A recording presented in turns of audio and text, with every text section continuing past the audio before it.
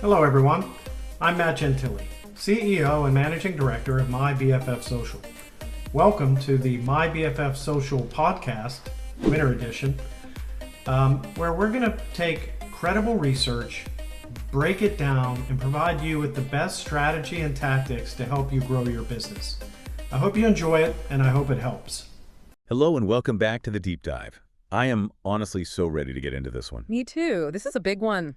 We are tackling a feeling that I think, literally everyone listening right now has felt. Oh, absolutely. It's that sensation where you are doing everything right. You're posting the content, you're sending the emails, you're out there, and it just feels like you're shouting into a void. Mm-hmm. Like the internet is this crowded, noisy room, and your only instinct is just to scream a little bit louder. Oh, it's the classic more is better trap. And honestly, in 2026, that trap is more dangerous than ever before. Exactly. But today, we're going to flip that logic on its head. Yeah. We're going to talk about why yelling louder is actually the worst thing you can do right now. It really is. But before we get into the strategy, I want to give a quick shout out to our sponsor, MyBFF Social. Great team over there. Seriously, if you were listening to this and thinking, I need help with my media, I need to figure out my marketing because this landscape is just crazy, go check them out at www.mybfssocial.com. They're the people to talk to. Definitely. They help you navigate exactly what we're about to talk about today.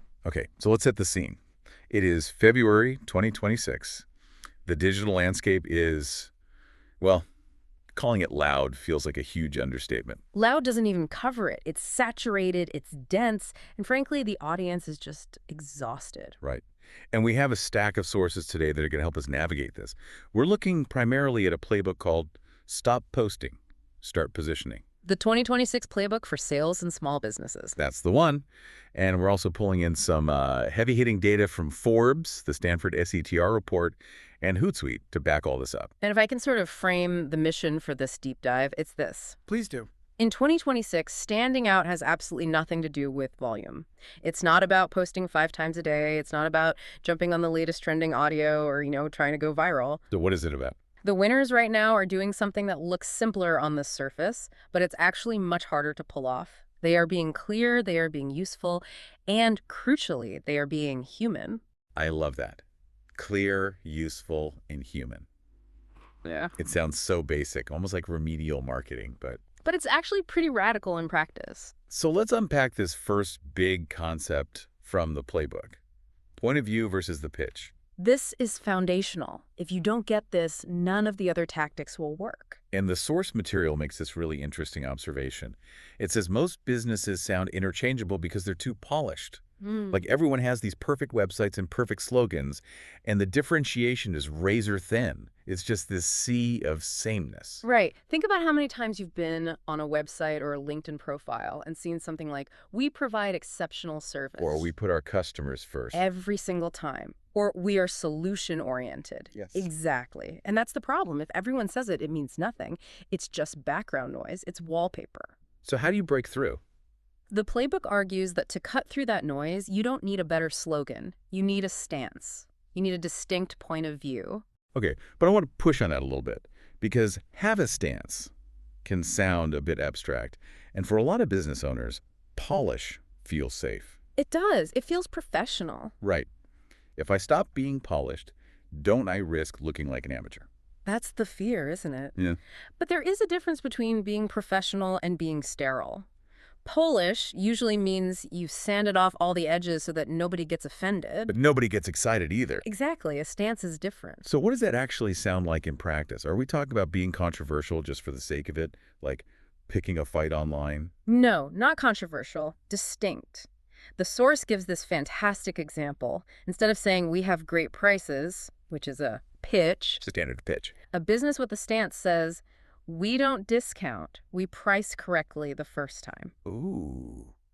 See, I feel that. That hits different. It does, doesn't it? Mm. That statement creates what the text calls gravity. When you say we don't discount, you're giving the listener something to actually grapple with. They might agree with it and think finally honest pricing, or they might push against it and say, well, I want a deal, this isn't for me. But either way, they're thinking. Either way, they are thinking about you. You forced a reaction. That is such a good point. You're drawing a line in the sand. You're sort of repelling the wrong people and attracting the right ones. That's exactly it. So for the listeners, whether they're in sales, running a business, how did they actually find that stance? Do they just sit in a room and brainstorm, what do I believe? I mean, ideally, yes. But the tactical advice here is the 3 to 5 ideas rule. You define 3 to 5 core identities or beliefs that you want to be known for. Okay, give us some examples. Let's make this concrete. Okay, so let's say you're a real estate agent. The market is flooded with helpful agents. Okay. Instead of just being another one of those, maybe your identity is the no-pressure salesperson. That's one. Maybe your second belief is you're the transparent pricing advocate. And maybe, and I love this one from the source, you're the data-obsessed local expert. The one who actually likes the spreadsheets. Exactly. Yeah. If you're that person, lean into it. Don't just post generic house photos. Talk about the numbers. Explain absorption rates. Show your spreadsheets. And you just repeat those ideas everywhere. Everywhere. In your videos, your posts, your sales calls. Eventually, people start to associate you with those specific traits. That is the definition of positioning. And that sticks way longer than a generic, I'm here to help post. Oh, much longer. Positioning travels further than promotion ever will. Because when someone asks, do you know a realtor who's good with investment numbers? Your name comes up. Not because you're nice. But because you positioned yourself as the data expert. So if we're establishing this stance, how do we know if it's landing? Because I feel like for the last decade, we've been obsessed with likes and views. I mean, I check my metrics. It's hard to break that habit. It is hard, but you have to. The sources are pretty blunt about this. In 2026, likes are a dead metric. Dead. A total vanity metric inflated by bots and engagement farming. RIP likes. So if we aren't counting thumbs up, what are we measuring? Linger time. Linger time. Okay, tell me more. Is this just watch time? Like how long they stay on a video? It's deeper than watch time. Watch time can be passive, the video's playing while you're scrolling your email. Right. Linger time is about behavioral pauses. Do people pause the video to read the text? Do they scroll back up to read the caption again? Do they rewatch it? Do they save it? Ah, so it's active. It's a conscious choice. Exactly. Attention in 2026 isn't about glancing, it's about stopping the scroll. Literally, it's about interrupting their pattern. And to get them to stop, you have to do something different, right? Mm-hmm. Because we're also conditioned to just scroll past anything that looks like an ad. My thumb just does it automatically. Precisely. Our brains have filters that automatically ignore marketing. And this is where it gets really interesting. The playbook suggests the best way to get that linger time is to open with friction. Friction. That sounds so counterintuitive. Ah. Marketing usually tells us to remove friction, make it easy, make it smooth. In the buying process, yes, you want the checkout to be smooth. But in the attention process, you need friction to trip the brain. Most people open with polish, hello, I'm so happy to be here. Right. Friction is an interruption. It's a jagged edge. The source had some scripts for this that I absolutely loved. I want to read a couple because they really illustrate this. One of them was, I almost didn't take this client call. Immediately, I want to know why. Was the client rude? Was the project too hard? I'm listening. Right. Or this one, this product has a flaw you should know about. See, that stops me cold. Yeah. As a consumer, I'm used to you telling me the product is perfect. If you tell me there's a flaw, my brain goes, wait, is this person telling the truth? It feels risky, though. Mm-hmm. It feels like you're sabotaging the sale. If I say my product has a flaw, aren't I just telling them not to buy it? That's the fear, but the data suggests the opposite. Honesty feels risky to the audience, too. And because it feels risky, it registers as real. In a world of AI-generated perfection, real is the ultimate disruption. If you admit a small flaw, I'm much more likely to believe you when you tell me about the big benefit. That makes so much sense. Yeah. It buys you credibility points. Exactly. And there's another layer to this that I thought was brilliant. It's about stopping the feature dump. Oh, yeah. We offer 247 support, 10 gigabytes of storage. Boring. Stop selling the tool. Sell the life on the other side of the tool. Can you break that down? Sure, if you're selling, let's say, virtual assistant services, don't just list inbox management. That's the tool. Describe the calm inbox the client will have. Describe the relaxed morning they get back because they aren't fighting fires. You're selling the outcome. People don't buy the service, they buy the version of themselves that exists after the service is done. That is so powerful.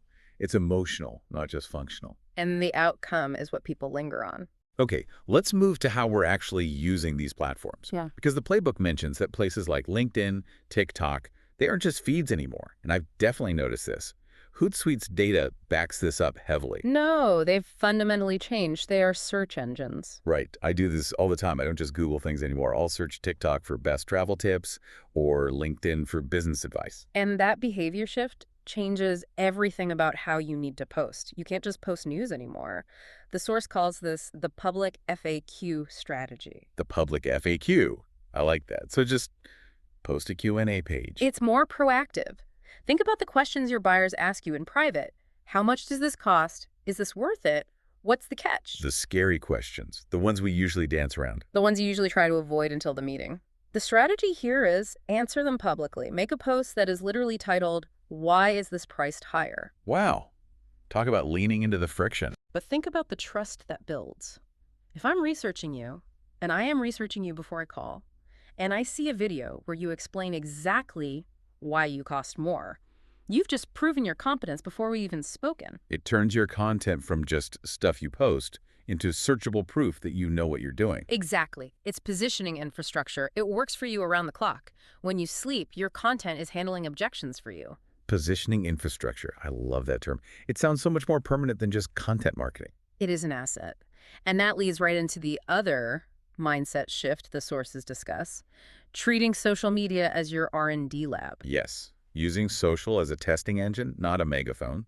Yeah. But I want to dig into this because a lot of people try to test things and then they just get confused. That's a great point. So the smartest operators in 2026 aren't spending 6 months planning a massive campaign in a dark room. The old way. The old way. They're using the testing engine approach. They post a small idea. They see what happens. Okay, so walk me through it. I post an idea for a new product. What am I looking for? Let's look at 3 scenarios. Scenario A. You post it and you get crickets. Nothing. It feels like a failure. No, that is a success. You just learn that nobody cares about that idea for free. You didn't spend 10 grand building it. Okay, I like that perspective. What's scenario B? Scenario B. People save the post. They don't comment, but the save count goes up. That is silent intent. That means this is valuable. I need this, but I'm not ready to talk. So that's a signal to build more content around that topic. You got it. And scenario C. Let me guess. Questions. Questions. Not just great post, but specific questions. Mm-hmm. Does this work for X? How would you handle Y? That is a gap in the market. That is your product roadmap right there. It takes the pressure off, too. Every post doesn't have to be a masterpiece. Exactly. It's just an experiment. It frees you to be prolific because the cost of failure is 0. Now, we have to address the elephant in the room. It's 2026. AI is everywhere. The Stanford SETR report, Forbes, they all touch on this. Mm-hmm. How do we handle AI without sounding like a robot? That is the big question. The AI trap is real. We've all seen it. Those posts that sound perfectly structured, use all the right words like delve and tapestry, and have 0 soul. It's like we've developed an immunity to it. As soon as I smell it, I scroll. Exactly. So the rule of thumb isn't to ban AI. That's like banning calculators. You'll just be slow. The rule is use AI for speed, use humans for judgment. Speed versus judgment. Break that down. Use AI to structure your drafts. Use it to generate 10 headline ideas so you can pick the best one. But, and this is critical, do not let it have the final say. Do not copy-paste. And the source had this fascinating detail about imperfections. It connects to what Forbes was saying about thought leadership. Yes, this is my favorite part. In a world flooded with synthetic, perfect content, imperfections have become assets. Wait, so my stutter's an asset now. My bad lighting is a strategy. Huh. I mean, maybe. A natural pause. An unscripted reaction where you stumble to find the right word. A slightly messy background. Those things signal to the viewer this is a biological human being. It's the proof of humanity. It really is. Visible humanity is your competitive edge. If you polish everything until it shines, you look like a bot. Leave the rough edges, you look like a person I can trust. That connects to this idea of the creator mindset. The playbook says businesses need to act like creators. And I know some listeners just panicked, thinking they have to do trending dances. No, please, no dancing required. Unless you really want to. Acting like a creator just means showing up with personality.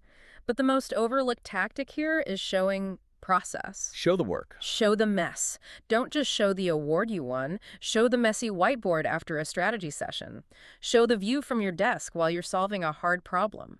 Record a quick video debriefing a client call from your car. Why does that work so well? It's proof. Process feels authentic. AI can generate a final image, It can generate a polished success story. AI cannot fake the messy reality of doing the actual work. That's so true. It's like showing your math in school. It proves you didn't just copy the answer. Exactly. It builds authority through transparency. We're coming into the final stretch here, and I want to talk about the long game. Because everything we've discussed, positioning, friction, humanity, it all leads to this distinction between reach and community. This is maybe the most important mindset shift. It's the difference between renting and owning. Okay. Reach is rented. You are renting attention from the algorithm. If the algorithm changes tomorrow, your reach can disappear instantly. We've all seen that happen. So how do we stop renting? Community is owned. It's smally, but it's yours. So what are the tactics here? How do we move people from rented to owned? It's about moving people from the feed to something deeper. A private newsletter, a weekly live session where people can actually talk to you, a small group chat. It's about depth, not width. You don't need millions of impressions. You really don't. You need consistent, credible visibility with the right people. When you have a small group of people who publicly attach their names to your ideas, that social proof compounds way faster than a viral video from strangers who forget you in 5 seconds. That is a relief to hear, honestly. Yeah. It feels so much more sustainable. It is. It's about sanity as much as it is about strategy. So let's bring this all home. We've covered a lot of ground today. Coming up. If we had to boil this down for the listener who is ready to stop yelling and start positioning, what are the main pillars? It comes down to 3 things. 1, clear ideas. Know your stance. Know your 3 to 5 concepts and repeat them. Okay. 2, consistent presence. Show up. Answer the real questions and treat social like an R&D lab, not a broadcast tower. And 3. And 3, human storytelling. Keep the imperfections, show the process, and don't let polish strip away your personality. I love that. And I think it's empowering because it means you don't need a massive budget or a production studio. You just need a point of view. That's the core philosophy of the source material. In 2026, the loudest brands won't win. Who will? The most useful ones will. That's the quote right there. The most useful ones will win. If you are willing to develop a point of view and share it honestly, you already have everything you need. That is a fantastic place to leave it. I want to give one final thank you to our sponsor, My BFF Social. Again, if you are looking to refine that strategy and really apply these tactics, reach out to them at www.mybffsocial.com. They're great partners. Thank you so much for breaking this down with us today. This was, pun intended, very useful. It was a pleasure. Always fun to dig into the why. And to everyone listening, stop posting, start positioning, and we will catch you on the next deep dive. See you then.